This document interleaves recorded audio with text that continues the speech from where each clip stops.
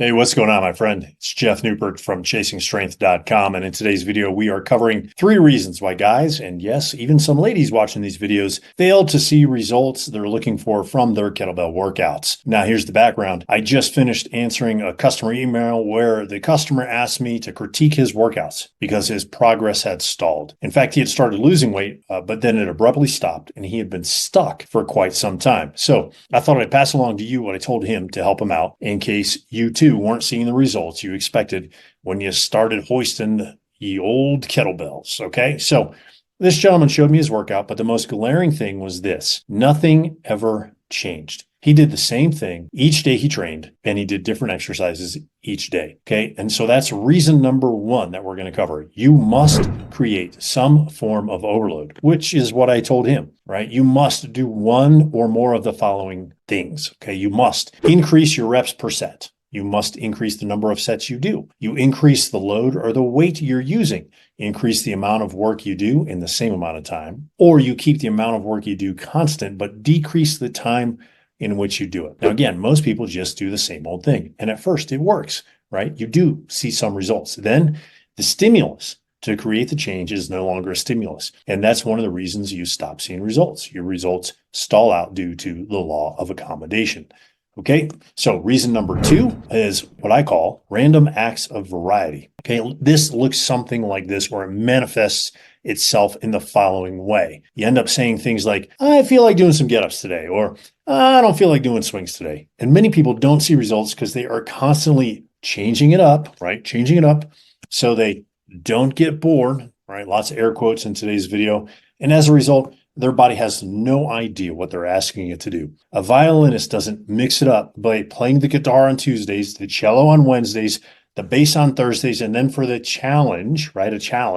His challenge workout is playing the piano on Fridays, right? It just doesn't make any sense. No, he plays the violin every day, and then he changes what he plays. There has to be what is called continuity in your training program, so your body can adapt, okay, to what you're asking it to do. Now, sure, you can use a variety of similar and or related movements, okay? So for example, you can use the 2-hand swing, the 1-hand swing, the hand-to-hand swing, right? There's your swing family, okay? For squats, you can use the goblet squat, the single kettlebell front squat, the double kettlebell front squat, okay? Shoot, you can even hold the kettlebell behind your back and do hack squats, okay? But the point is, all of them are squats, and your body recognizes them as such. Here's another one: single military press, double military press, and bottoms up press. Okay. Now, hopefully you get the point, right? Hopefully, please tell me you do. Okay. Now look, you can also inject variety by changing the set and rep schemes, the size kettlebells you use, and even the rest periods. Each will have a different effect and produce a different outcome. Reason number 3, this is a simple one, but most people overlook it: inconsistency. Many people are consistently inconsistent, meaning something always comes up and gets in the way of their workouts.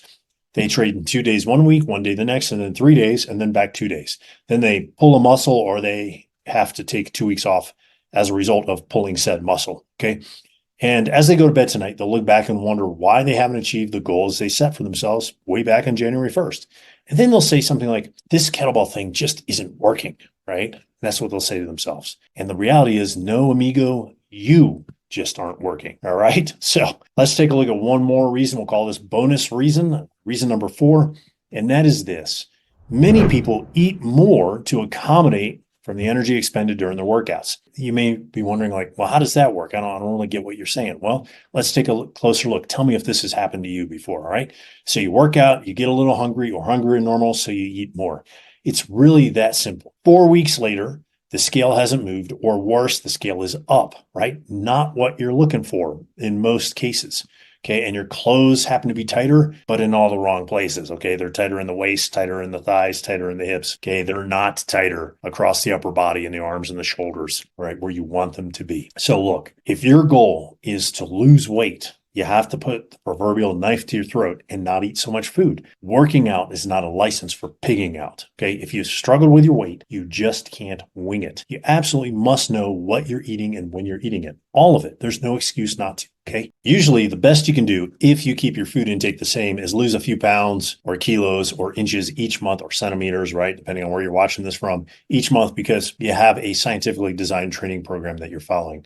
So look, don't be that guy or girl who lies to himself or herself, okay? Are there other reasons that people don't make progress? Sure, but those are the major ones. So look, if you need a kettlebell workout program to follow so you don't have to try and figure this out on your own, right? How to build one for yourself. I'll leave the information for some of my most popular programs in the video description below, okay? Hopefully you found this video helpful. If you did, click the like button, click the subscribe button if you're not subscribed already. And if you know somebody who's struggling with this whole kettlebell workout thing and it's just not working, share this video with them too. And, leave me your comments. What's worked for you? What's your favorite kettlebell program, right? What hasn't worked for you? I look forward to reading them.